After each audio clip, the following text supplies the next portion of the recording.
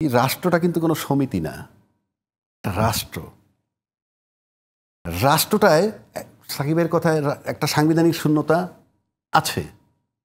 106 ধারার মতামতের ভিত্তিতে বসছে, সরকার বৈধ, এইগুলো নিয়ে কিন্তু আমি কোনো প্রশ্ন উত্থাপন করিনি, কোনো প্রশ্ন করিনি। আমিই বলছি এই সরকার বৈধ, কিন্তু এই সরকার আপনি সাংবিধানিক বলছেন কিভাবে? কোন সংবিধান? আমি সেই প্রশ্ন রাখছি। এক্সিস্টিং সংবিধান যেটা আছে সেটা যদি হয় তাহলে আমরা দুইটা প্রশ্ন করি। নাম্বার ওয়ান, আবারও বলছি, এটা প্রধানমন্ত্রীর লিখিত অনুমতিক্রমে পার্লামেন্ট ভাঙতে হবে। প্রধানমন্ত্রী পদত্যাগ করছেন সেই বিতর্কটা আমি যাচ্ছি না, ওটা নিয়ে কথা ছিল, কিন্তু লিখিত অনুমতি লাগবে সেটা ছিল না, কিন্তু পার্লামেন্ট ভাঙা হয়েছে। এবং পার্লামেন্ট ভাঙলে পরবর্তী 3 মাসের মধ্যে আপনি নির্বাচন দিবেন, যদি আপনি ওই সংবিধানে যান। আমি ওই কথাটাই বলছি। তাহলে ফেব্রুয়ারিতে নির্বাচন কিভাবে গেল? এই ফেব্রুয়ারিতে নির্বাচন যে গেল, সেই অন্তর্বর্তীকালীন সরকারকে একটা আইনি ফ্রেমের মধ্যে আনতে হবে। একটা কথা আসছে বক্তব্যের, মানে পেশি শক্তির প্রশ্নটা আসছে। বিগত সরকার কিন্তু 15 বছরই মোটামুটি পেশি শক্তি দিয়েই ছিল, সংবিধান ছিল, সংবিধানের ধার ধারেন নাই। আর একটা কথা আমি বলি, রাষ্ট্রটা কিন্তু কোনো সমিতি না, রাষ্ট্র। রাষ্ট্রটায় সাকিবের কথায় একটা সাংবিধানিক শূন্যতা আছে। 106 ধারার মতামতের ভিত্তিতে বসছে, সরকার বৈধ, এইগুলো নিয়ে কিন্তু আমি কোনো প্রশ্ন উত্থাপন করিনি, কোনো প্রশ্ন করিনি। আমিই বলছি এই সরকার বৈধ, কিন্তু এই সরকার আপনি সাংবিধানিক বলছেন কিভাবে? কোন সংবিধান? আমি সেই প্রশ্ন রাখছি।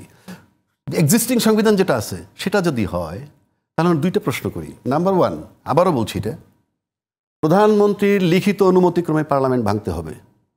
প্রধানমন্ত্রী পদত্যাগ করছেন সেই বিতর্কটা আমি যাচ্ছি না, ওটা নিয়ে কথা ছিল, কিন্তু লিখিত অনুমতি লাগবে সেটা ছিল না, কিন্তু পার্লামেন্ট ভাঙা হয়েছে। এবং পার্লামেন্ট ভাঙলে পরবর্তী 3 মাসের মধ্যে আপনি নির্বাচন দিবেন, যদি আপনি ওই সংবিধানে যান। আমি ওই কথাটাই বলছি। তাহলে ফেব্রুয়ারিতে নির্বাচন কিভাবে গেল? এই ফেব্রুয়ারিতে নির্বাচন যে গেল, সেই অন্তর্বর্তীকালীন সরকারকে একটা আইনি ফ্রেমের মধ্যে আনতে হবে। আমি কোনো বিরোধিতা করছি না, ওই ঘোষণাপত্রের ভিতরে আনতে হবে যে ওনাকে 8 তারিখ থেকে এফেক্ট দিতে হবে। এই ঘোষণাপত্রে এফেক্ট দিতে হবে ফ্রম 8ই অগস্ট 2024। সেখান থেকে তো একটা মেয়াদ দিতে হবে। মেয়াদটা তর্কের ক্ষেত্রে ধরলাম 2 বছর, কারণ অলরেডি 2 বছরের কাছাকাছি যাচ্ছে, এবং তার ভিতরে উনি একটা নির্বাচন দিয়ে যাবেন। আমি সেই প্রশ্নটা রেজ করছি। সেই প্রশ্নটা রেজ না করলে এটা একটা অলিখিত সংবিধান থেকে যাচ্ছে। তাহলে অলিখিত সংবিধান, যেমন সাকিব ভাই বললো, যদি এইটা এমন হয় যে এখন বদলানো যায় যে কোনো সময়, যদি বদলায় ফেলায় ওই সময় বদলায় গেল, আবার আমরা অনিশ্চয়তার কাছে যাব কেন?